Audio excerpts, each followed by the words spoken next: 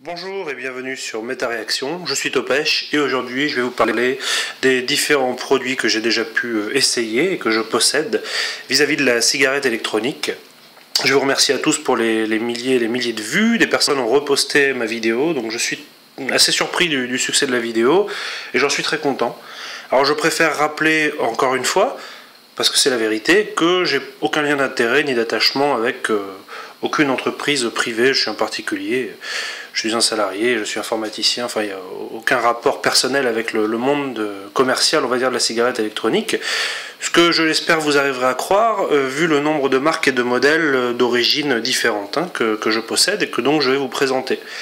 Donc quelques petits rappels au niveau du fonctionnement de la cigarette électronique. Donc vous avez ici une batterie, c'est l'élément principal qui permet donc évidemment de recharger et d'alimenter en courant électrique un atomiseur et un réservoir qu'on va visser là-dessus. Donc petit exemple, vous avez ici, hop, là, un petit, ce qu'on appelle ça un CE4 ou un Stardust ou ce genre d'appareil là, c'est les trucs les plus courants qu'on va trouver partout, aussi bien au bureau de tabac que dans les boutiques spécialisées, sur internet, même dans les marchés, on en trouve un peu n'importe où, avec des qualités très différentes. Donc il suffit de visser, hop. Faites pas attention aux marques qui sont marquées, je me fiche de quelle marque est représentée, je pense qu'elles se valent finalement bizarrement un peu toutes. Donc voilà, là vous avez une batterie, donc la cigarette électronique est en place. Quand j'appuie sur le bouton, vous allez entendre, voilà, le liquide est chauffé. Pas brûlé mais chauffé, c'est la grande différence avec le tabac, c'est la différence qui se joue au niveau de la santé. Donc hop, on dévisse, on a notre modèle de cigarette électronique de base, tac, avec un petit bouchon. Là, donc en fait comment ça se joue, c'est trois parties, un bouchon là où on met la bouche, un réservoir qui en plus fait atomiseur, donc l'atomiseur est ici. Qu'est-ce que c'est? C'est une résistance en fait qui chauffe le produit. Donc là c'est un modèle avec les mèches qui doivent pendre vers le bas pour imbiber le liquide, donc de temps en temps on est un peu obligé de faire ça ou de tourner, hop. Donc on revisse ici, vous voyez c'est trois pièces, finalement la cigarette électronique en elle-même c'est ça, ou les modèles bien sûr équivalents. Hop, je visse, et ensuite je visse ça, tac, à une batterie. La batterie, il faut la recharger par le courant électrique. Et vous avez ici, voilà, vous appuyez sur le bouton, ça chauffe, et vous aspirez par la bouche. Par la bouche, de préférence. Voilà, donc des batteries en existent de différentes formes. Je vous ai mis trois modèles, entre guillemets.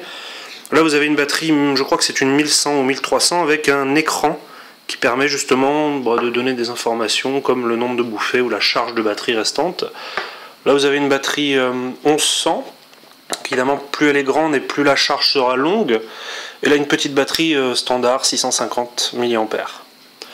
Donc là vous avez ce qu'on appelle le CE4 ou le CE5, alors là c'est un CE4, pourquoi est-ce qu'on dit ça? C'est parce qu'en fait cette partie du fond là n'est pas dévissable, tout cet élément, bon, sauf l'embout vous pouvez le garder, et le rincer de temps en temps. Cet élément-là est jetable. Vous pouvez, au bout de... ça dure 3 semaines, allez, 2 semaines, 3 semaines, 1 mois, ça dépend combien vous fumez, ou vous vapotez, excusez-moi. Et à la fin, ça, poubelle. De toute façon, comment est-ce qu'on le sait que ça va à la poubelle? C'est parce que ça a un mauvais goût. Un goût artificiel, un goût désagréable, moitié cramé, pas bon. De toute façon, on le sait, et on le sent très bien, et à ce moment-là, boum, ça vire à la poubelle. Ce qui est, à mon avis, plus intéressant, c'est les modèles qui sont avec les résistances changeables.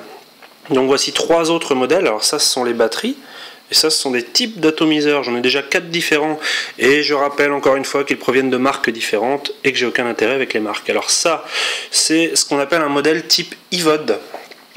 On appelle IVOD BCC, comme Back Bottom Coil, je crois. C'est-à-dire que vous dévissez ici, hop, là. Vous mettez le liquide là-dedans en faisant bien attention à ne pas viser le trou en plein milieu, c'est un des défauts, le trou est assez large au milieu. Donc ça c'est la partie atomiseur qui à mon avis dure très longtemps, c'est juste un réservoir un peu joli en métal. Et là vous dévissez, et finalement la cigarette électronique, le cœur de la cigarette électronique, c'est cette petite chose bizarre. Alors c'est une résistance, donc ça contient une mèche et un fil de résistance, ça c'est juste une bague où vous vissez le truc dedans, sinon ça n'a pas de sens. Hop, je revisse, et après vous mettez votre liquide par le trou là, et vous revissez ça. Alors je ne vois pas trop ce que je fais, voilà, vous revissez ça là dedans, tac tac tac tac tac, vous vissez bien, Et voilà, ça c'est un modèle type IVOD que j'apprécie particulièrement. Il y a aussi un modèle très différent des autres. Alors ça c'est le modèle, je pense que ça s'appelle modèle cartouche. Alors comment ça se joue? Ça en fait, l'atomiseur, la résistance en elle-même, c'est ce cône là, c'est ce machin là. Là dedans ça chauffe. Et ça c'est des petites cartouches, en fait finalement c'est un embout où on met la bouche mais on met en même temps le liquide dedans. Alors on met le liquide par ce trou là, donc le défaut c'est qu'il vous faut avoir un liquide avec un embout, enfin un réservoir, hein, comme ces réservoirs là qu'on va voir, un embout très fin, type petite tige fine, sinon dès que vous avez par exemple ça c'est plus gros, dès que vous avez des gros embouts pour mettre le liquide ça rentre pas, donc ça c'est un défaut. Bon, il existe aussi des petites comment on appelle ça, des petits réservoirs avec des embouts fins faits exprès, hein. Ça c'est pas mal. Alors on va voir aussi les avantages et les défauts de ces appareils là. Et là vous avez le ProTank 2, alors j'aime bien, c'est sympa. Bon, ils ont tous des avantages et des défauts. Encore une fois, je vous invite en fait à essayer, c'est assez sympa d'ailleurs. Vous essayez vos différents produits, vous voyez ce que vous préférez. Moi j'aime bien ça. Pourquoi? C'est en verre et en Pyrex. Alors verre, ça veut vouloir dire cassable, hein, donc attention. C'est entièrement démontable. Alors je vais pas le démonter parce que comme vous remarquez, tac, il y a du liquide dedans. Alors là, vous démontez, ce petit embout, on met la bouche, il est remplaçable. Ça se démonte. Ça, c'est un cylindre en verre qui est indépendant aussi. Ça, c'est indépendant aussi. Et un peu comme le IVOD que je vous ai montré, là, vous pouvez dévisser. Tac. La résistance, c'est grosso modo la même. Je crois d'ailleurs qu'elles sont compatibles. Même problème, c'est pas terrible pour charger. Il faut bien viser le bord comme ça, là. Et ensuite, on revisse.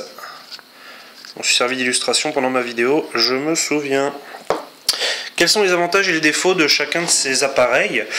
Donc ça, avantage, c'est très disons sain de fabrication, c'est un beau produit, c'est du matériel de qualité, tout est remplaçable, tout est en acier, en inox, en Pyrex, blablabla. Les défauts, c'est quand même lourd, c'est quand même gros. Par exemple, quand vous mettez ça sur une batterie standard telle qu'on les trouve n'importe où, qu'est-ce qu'on se rend compte? Zip. Ouais. C'est pas, vous voyez cette différence là ici, hein. Bon, alors il faut savoir qu'on peut cacher cette différence avec une espèce de petite bague en forme de cône pour qui revient comme ça sur la batterie, ce qui rend la chose un peu moins moche, oui, on peut le dire. C'est pas mal, moi je trouve ça un peu lourd, un peu gros, un peu cassable et un peu aérien. Quand on tire, c'est assez aérien le fait de fumer, on sent beaucoup d'air. Ça c'est pas mal du tout parce que c'est très pratique, c'est petit, ça prend pas beaucoup de place, ça se met facilement dans la poche. Tac, ça fonctionne bien. Seul défaut c'est la contenance en liquide, vous pouvez pas mettre grand chose de liquide. Pour l'instant j'ai l'impression que ça dure longtemps, pas de fuite, pas de souci. Ça pour l'instant celui-ci on va dire en gros ma préférence. C'est un produit qui inspire plutôt la solidité, par contre il y a une assez faible contenance en liquide à l'intérieur, 1,5 ml. Le bord de la vitre est en plastique et non pas en verre il me semble. D'un côté c'est plus solide, de l'autre côté certains s'interrogent sur le côté sain ou moins sain, disons, d'utiliser du verre. Les résistances sont remplaçables ici, et ici c'est compatible, hein, type IVOD ou type ProTank, ce qui fait qu'une fois que vous avez acheté ça, vous n'avez plus qu'à prendre les résistances. Donc ça a ses avantages et ses inconvénients. Pour l'instant j'ai une préférence là-dessus, bon on verra plus tard, j'essaierai peut-être d'autres modèles, j'ai d'autres modèles en commande. Je m'amuse un petit peu à acheter différents types de formats. J'ai commandé ce qu'on appelle du Vivi, etc. Et je compte des liquides aussi, je compte bien tester. Peut-être que je ferai une vidéo, peut-être pas.